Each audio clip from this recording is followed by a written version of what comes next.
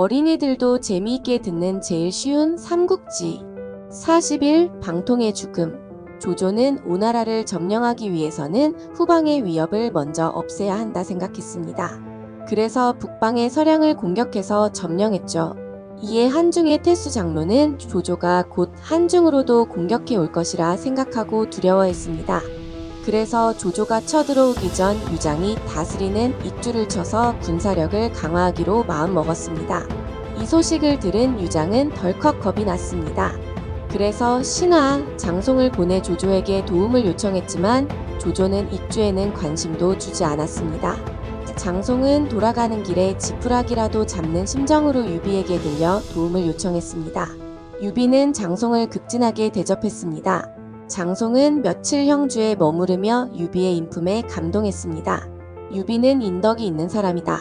만약 그가 익주를 다스린다면 태평성대를 이룰 수 있을 것이다. 이렇게 생각한 장송은 유비에게 말했습니다.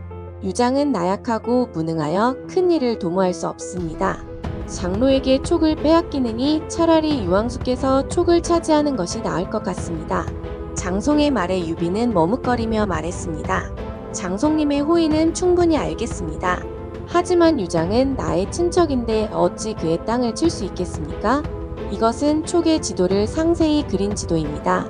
촉은 매우 험난한 지형으로 지도가 없으면 군사를 통솔하기 쉽지 않으실 것입니다.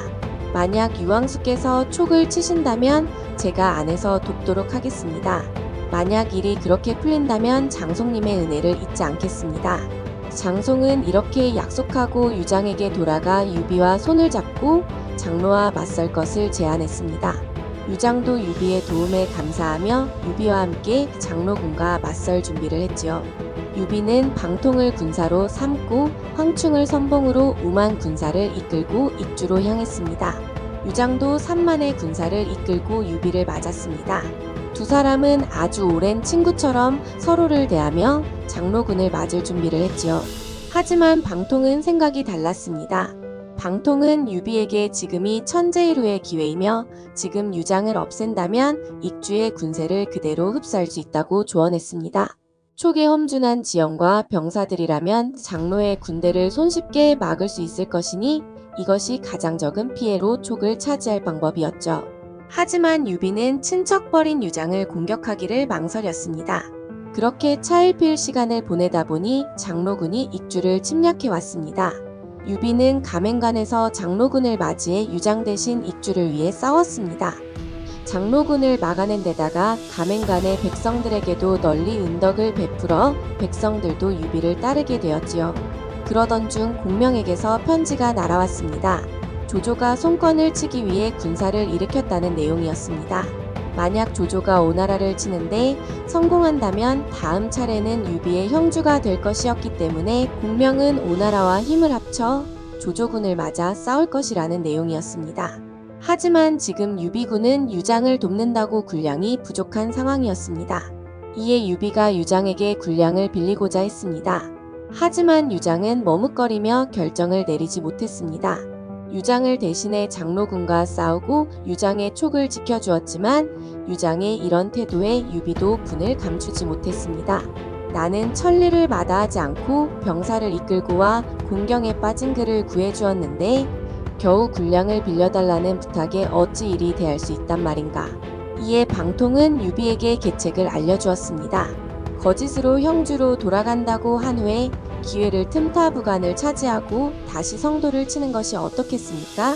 상황이 여기에까지 이르자 유비도 방통의 말을 듣고 유장을 치기로 결정했습니다.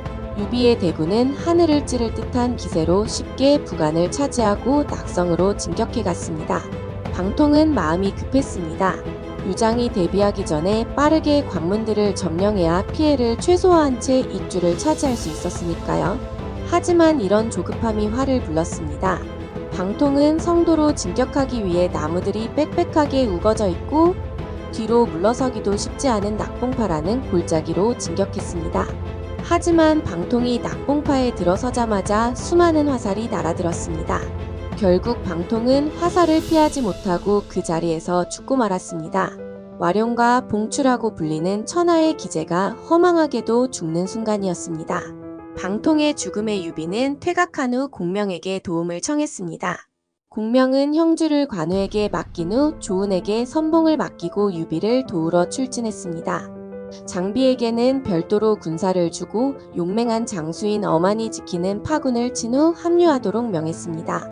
파군에 도착한 장비는 몇 날 며칠이고 어만을 욕하며 어만이 성 밖으로 나오도록 도발했습니다.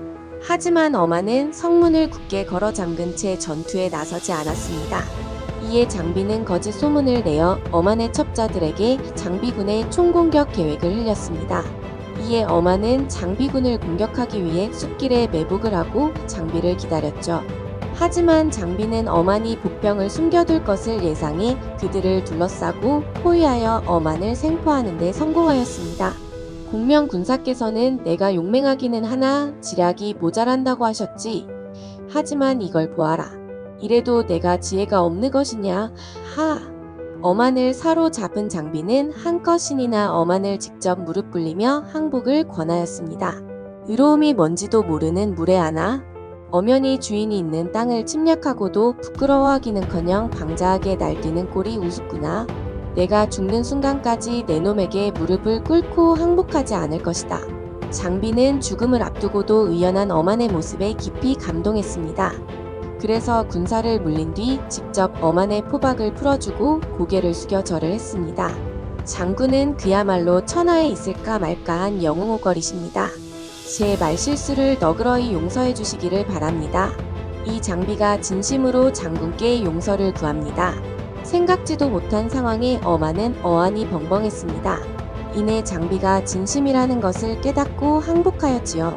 다음 편에고 장판파에서의 계책도 그렇고 어만을 사로잡은 책략을 봐도 장비가 그저 지략이 부족한 장수는 아닌 것 같습니다. 어만에게 사과하는 모습을 보니 인품도 예전에 그 장비가 아닌 것 같네요.